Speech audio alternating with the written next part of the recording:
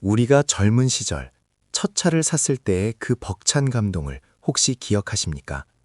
열쇠를 꽂고 돌릴 때 손끝으로 전해지던 묵직한 엔진의 진동, 가죽 시트에서 나던 특유의 냄새, 그리고 기어를 변속할 때마다 느껴지던 기계와 내가 하나가 되는 듯한 그 짜릿한 느낌 말입니다. 그때의 자동차는 정직한 쇳덩어리였습니다. 내가 밟으면 밟은 대로 앞으로 나갔고 핸들을 꺾으면 꺾는 대로 정직하게 방향을 틀었습니다. 고장이 나면 동네 카센터에 가서 기름때 묻은 정비공의 손길을 거치면 그만이었습니다. 우리는 땀 흘려 번 돈으로 그 정직한 기계를 샀고 한 번 돈을 지불하고 내 이름으로 등록을 마치면 그 차는 온전히 나의 소유였습니다. 누구의 간섭도 받지 않고 내가 원하는 곳으로 달려갈 수 있는 자유의 상징이었지요. 그런데 지금 우리 도로 위를 달리는 자동차들을 한번 가만히 들여다보시길 바랍니다. 이제 자동차는 더 이상 우리가 알던 그 단순하고 정직한 기계가 아닙니다. 차가 스스로 차선을 맞추며 달리고 앞차와의 거리를 조절하며 심지어 주인이 부르면 혼자서 주차장에서 빠져나오기도 합니다. 운전석에 앉아 말 한마디면 집안의 보일러가 켜지고 에어컨이 돌아갑니다. 기술의 발전이 우리에게 상상도 못했던 편리함을 가져다 준 것은 분명한 사실입니다. 운전은 훨씬 더 편해졌고 사고의 위험도 크게 줄어들었습니다. 하지만 여기서 우리는 아주 이상하고 역설적인 상황과 마주하게 됩니다. 차는 이렇게 똑똑해지고 편리해졌는데 어째서인지 차를 만드는 전통적인 자동차 회사들은 창사 이래 가장 큰 위기를 겪으며 흔들리고 있습니다. 반대로 평생 자동차 바퀴 한번 만들어 본 적 없는 전자회사나 소프트웨어 회사들이 자동차 시장에 막대한 불을 쓸어 담을 준비를 하고 있습니다. 더욱 이상한 것은 우리 소비자들의 지갑 사정입니다. 김 씨의 사례를 볼까요? 김 씨는 최근 큰맘 먹고 최신형 전기차를 샀습니다. 찻값 자체도 예전보다 훨씬 비싸졌지만 더 당혹스러운 것은 차를 산 이후입니다. 길을 막힘없이 찾아주는 똑똑한 내비게이션을 쓰려거나 고속도로에서 알아서 운전해주는 기능을 제대로 쓰려면 매달 추가로 돈을 내야 한다는 사실을 알게 된 것입니다. 예전에는 차를 살 때 한 번 돈을 내면 끝이었는데 이제는 차를 타는 내내 다달이 돈을 뜯기는 기분이 든다고 김 씨는 토로합니다. 운전은 더 편해졌습니다. 그런데 소비자의 경제적 부담은 더 커졌고 뼈대 굵은 자동차 회사들은 생존을 걱정하고 있습니다.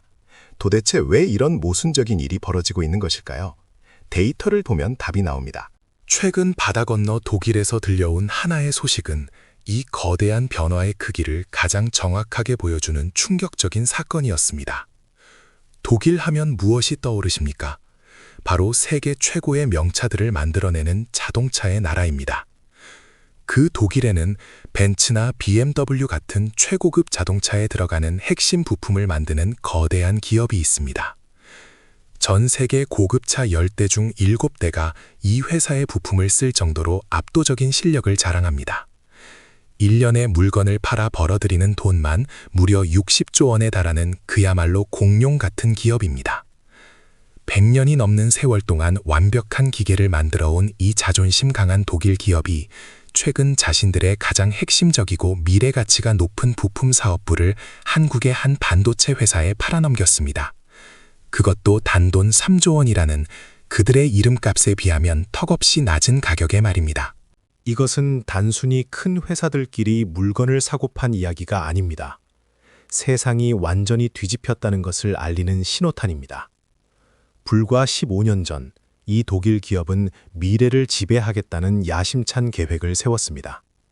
그들은 스스로 운전하는 자율주행 시대가 올 것을 예상하고 미국의 관련 기술 회사들을 사들이는데 무려 22조 원이라는 천문학적인 돈을 쏟아부었습니다. 하지만 그들이 예상했던 미래는 생각보다 늦게 왔고 엄청난 빚더미에 앉게 된 이들은 결국 파산을 막기 위해 눈물을 머금고 자신들의 심장과도 같은 사업부를 헐값에 넘길 수밖에 없었습니다. 숫자로 비교해보면 이 변화가 얼마나 무서운지 체감하실 수 있습니다. 5년 전만 해도 자동차의 가치는 튼튼한 강판과 힘 좋은 엔진에 있었습니다. 하지만 지금은 다릅니다. 이 씨는 최근 차를 바꿨는데 차값 6천만 원 중에서 껍데기와 엔진 같은 기계값이 차지하는 비중은 갈수록 줄어들고 그 안에 들어가는 컴퓨터 칩과 소프트웨어 프로그램의 값이 절반 가까이 차지한다는 사실을 알게 되었습니다. 마치 우리가 쓰는 스마트폰을 생각해 보시면 이해가 쉽습니다. 예전에 우리가 쓰던 폴더폰 시절에는 떨어뜨려도 부서지지 않는 튼튼한 껍데기와 오래가는 배터리가 최고였습니다. 하지만 지금 스마트폰은 어떻습니까? 화면 안에 들어있는 인터넷, 유튜브, 카카오톡 같은 보이지 않는 프로그램들이 진짜 가치입니다. 자동차도 똑같은 길을 걷고 있는 것입니다. 껍데기만 자동차일 뿐 속냉이는 바퀴 달린 거대한 스마트폰으로 변해버렸습니다. 단 몇 년 만에 벌어진 일입니다. 10명 중 한두 명이 눈치채기도 전에 세상의 규칙이 바뀌어버린 셈입니다. 왜 이런 거대한 변화가 생겼을까요? 원인을 파헤쳐 보겠습니다. 이 엄청난 지각 변동의 밑바탕에는 크게 세 가지의 복잡한 원인이 톱니바퀴처럼 맞물려 돌아가고 있습니다. 첫 번째는 기술의 본질이 바뀌었다는 점입니다. 자동차가 기계에서 소프트웨어로 넘어갔다는 것은 단순히 기능이 몇 개 추가되었다는 뜻이 아닙니다. 최신형 전지차 한 대가 도로 위를 달리기 위해 그 안에서 돌아가는 컴퓨터 명령어를 줄로 세우면 무려 1억 줄이 넘습니다. 하늘을 나는 미국의 최첨단 스텔스 전투기를 움직이는 명령어가 2,500만 줄 정도라고 하니 자동차가 전투기보다 4배나 더 복잡한 두뇌를 가지게 된 것입니다. 독일의 훌륭한 기술자들은 쇠를 깎고 조립하는 데는 세계 최고였지만 이 보이지 않는 컴퓨터 언어를 다루는 데는 서툴렀습니다.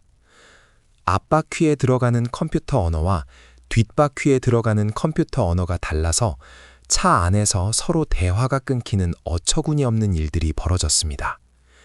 브레이크를 밟으면 쇠막대기가 바퀴를 꽉 잡아주던 아날로그 시대에는 상상도 할 수 없던 일입니다.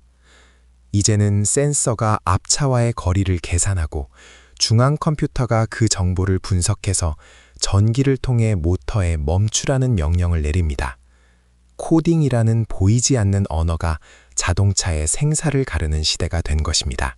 두 번째 원인은 사람들의 생각이 바뀌었다는 문화적인 이유입니다. 우리의 자녀 세대, 이른바 젊은 세대들이 자동차를 바라보는 시선은 우리 때와 완전히 다릅니다. 그들이 차를 고를 때 가장 중요하게 생각하는 것은 마력이 얼마인지, 엔진 소리가 얼마나 웅장한지가 아닙니다.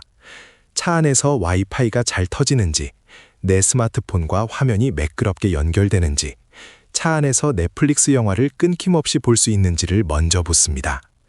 젊은 세대에게 자동차는 이동하는 거실이자 움직이는 영화관입니다. 이들에게 소프트웨어가 엉망인 자동차는 아무리 튼튼해도 매력이 없는 그저 고철덩어리에 불과합니다. 세상의 소비 중심이 이동하면서 자동차의 기준 자체가 뒤집힌 것입니다. 세 번째 원인은 가장 무서운 구조적인 문제입니다. 바로 거대 플랫폼의 시장 독점입니다. 한국의 반도체 회사는 이 모든 변화를 이미 9년 전부터 내다보고 무서운 계획을 실행해왔습니다.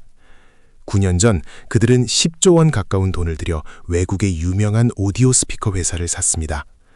당시에는 많은 사람들이 왜 스피커 만드는 회사를 그토록 비싼 돈을 주고 사느냐며 비웃었습니다. 하지만 그 스피커 회사는 단순히 소리만 만드는 곳이 아니었습니다. 차 안의 화면과 디지털 계기판을 만드는 세계 1등 기업이었습니다.